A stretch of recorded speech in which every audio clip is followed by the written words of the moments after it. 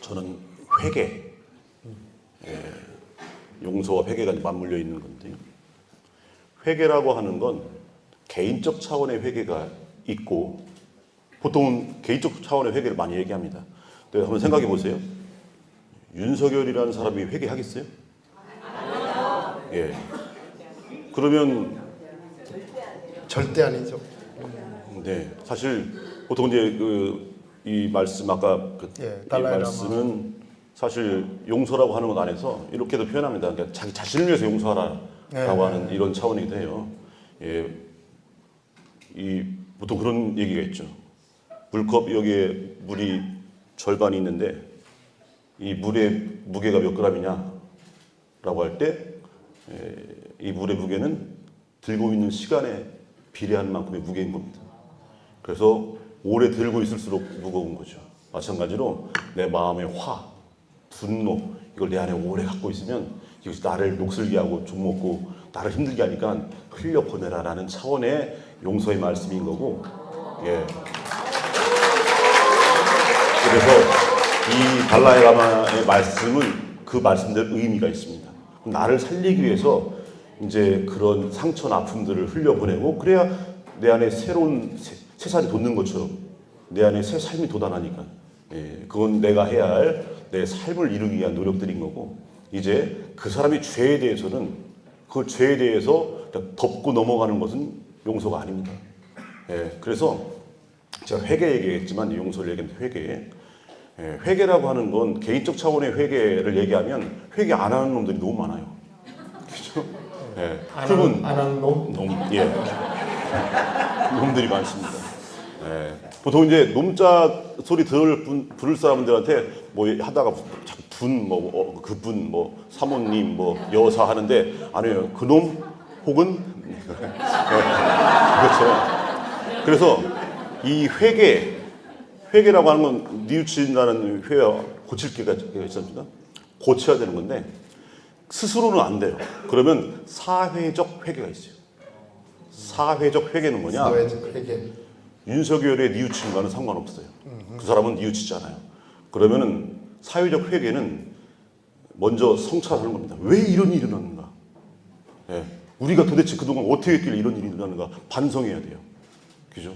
왜 박근혜 탄핵 이후에 또 윤석열이 등장했는가? 왜 전두환 이후에 또 윤석열 같은 사람이 등장했는가? 이걸 우리가 돌이켜보고 성찰해야 됩니다. 그 다음에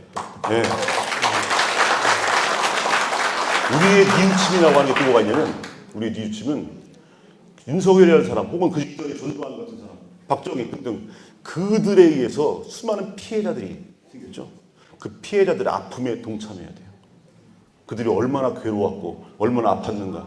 지금도 그때 그 구분 후유증으로 등등 빨갱이란 낙인을 지켜서 지금도 온전히 살아가지 못하는 그들의 삶, 그것에서 아파야 됩니다. 그리고 분노해야 돼요.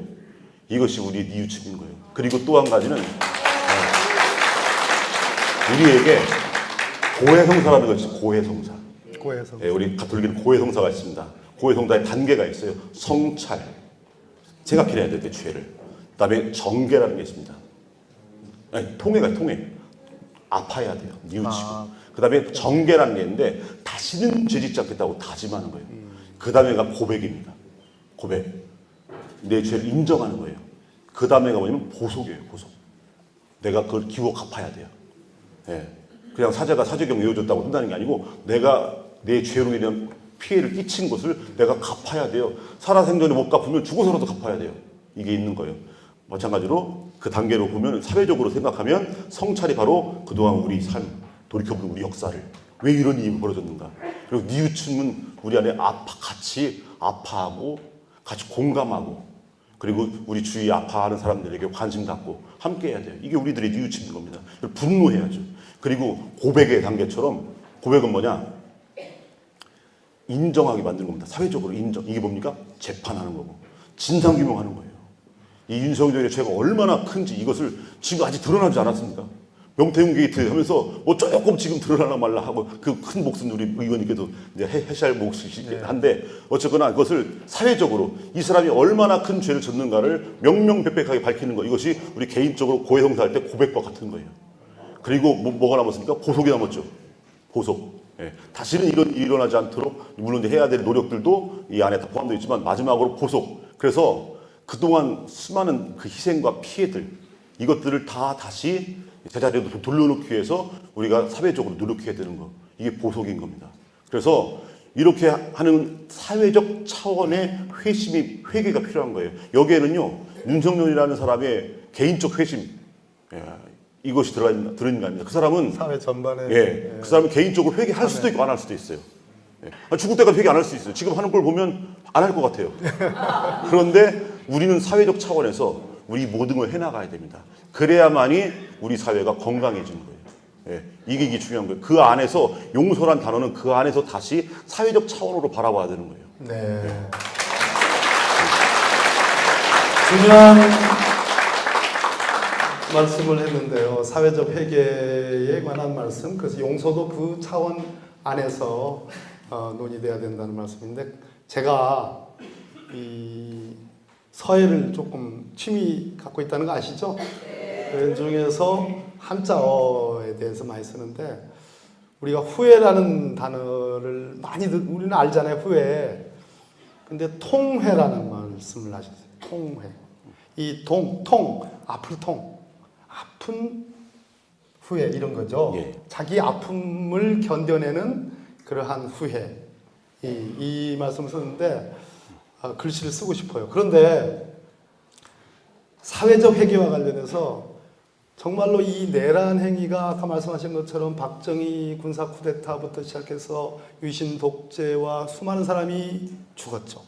그리고 전두환 노태우 때 우리는 광주 5.18 민중항쟁을 보면서 수많은 사람이 총탄에 죽었습니다.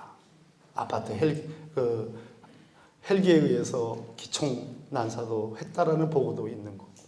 그런데 그때 우리가 사회적 회개를 하지 못했기 때문에 다시 윤석열이라는 괴물을 만난 거예요. 윤석열이 우리를 괴물이라고 그랬습니다. 저를 괴물이라고 했잖아요. 국회의원들을 괴물이라고 그랬고 민주당 의원들을 괴물이라고 그랬어요. 신부님은 아마도 윤석열은 뭐라고 할까요? 자신이 괴물이 돼가는지 모르고 그렇게 괴물을 난사를 하고 있습니다. 그런데 윤석열만 범이니까 이 내란의 수괴라고 해서 수괴는 한 명뿐이에요. 그러면 윤석열만 수괴급 범이니까 저는 아니라고 생각합니다. 좀 더 뭐라고요? 예, 좀 더 뭐라고요? 좀 더 뭐라고요? 네. 분명히 사회적 환경이 있는 거예요. 조건이 있는 것이고. 그런 속에서 모두가 다 공범인지도 모르겠어요. 그 사람들이 집단적으로 사회적으로 참여하지 않아요. 회개하지 않아요.